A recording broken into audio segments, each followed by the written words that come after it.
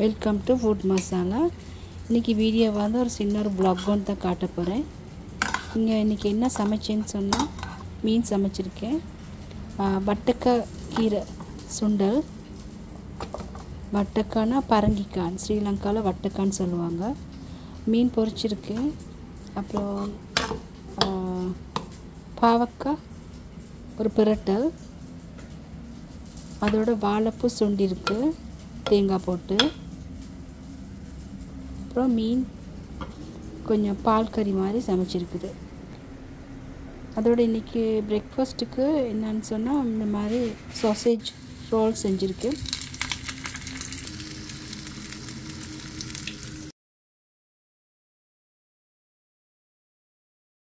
இப்போ இது பேஸ்ட்டு செய்கிறதுக்கு நான் நார்மலாக தண்ணியும் கொஞ்சம் எண்ணெயும் போட்டு மாவு பிசைஞ்சு, அதாவது கோதுமை மாவு தான் எடுத்துருக்கிறேன்.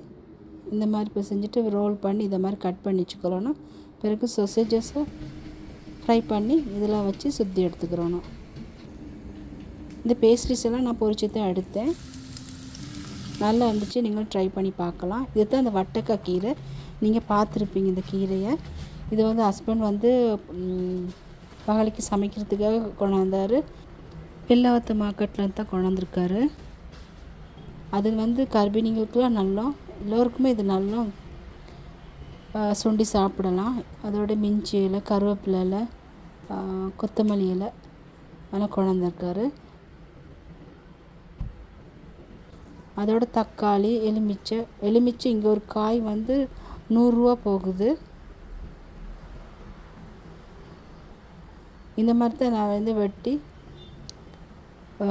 யூஸ் பண்ணிக்கிடுவேன். இங்கே வந்து மீனுக்கு போடுறதுக்கு தான் வெட்டினேன். இங்கே வந்து மீன் கறி செய்கிறதுக்கு இந்த மீன் வந்து நல்லா கழுவிட்டு, நான் எல்லாமே போடல, 2 மீன் தான் எடுத்திருக்கேன். மீனுக்கு இந்த மாதிரி கீரல் போட்டுக்கிட்டால் மசாலாலாம் உள்ளே நல்லா இறங்கிடும். இப்போ மீன் டேஸ்ட்டாக இருக்கும். மீன் கறிக்கு நான் வந்து தக்காளியும் கடைசியாக எலுமிச்சை சாறும் சேர்த்துருக்கேன். மீன் கறிக்கு நான் பாலும் சேர்த்துருக்கேன்.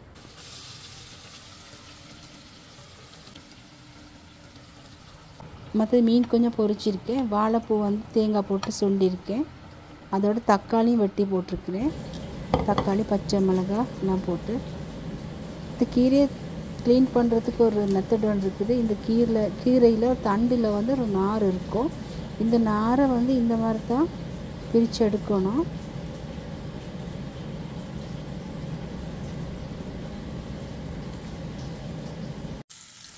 மீன் பொரிக்கிற நேரம் தேவையான அளவு மட்டும் எண்ணெய் ஊற்றி இந்த மாதிரி மீன் பொரிச்சு எடுத்தால் எண்ணெய் வந்து வேஸ்ட் ஆகாது. இந்த கீரைக்கு வந்து தேங்காய், பச்சை மிளகாய், வெங்காயம், மாசியெல்லாம் போட்டு சுண்டிருக்கேன்.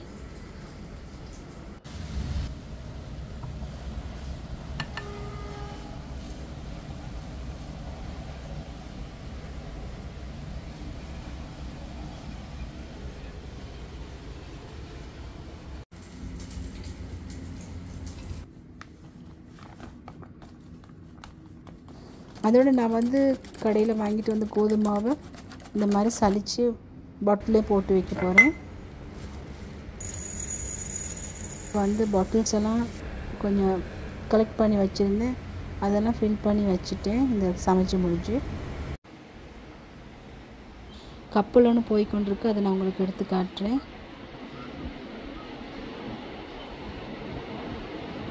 இந்த வீடியோ பார்த்ததுக்கு ரொம்ப நன்றி. வணக்கம்.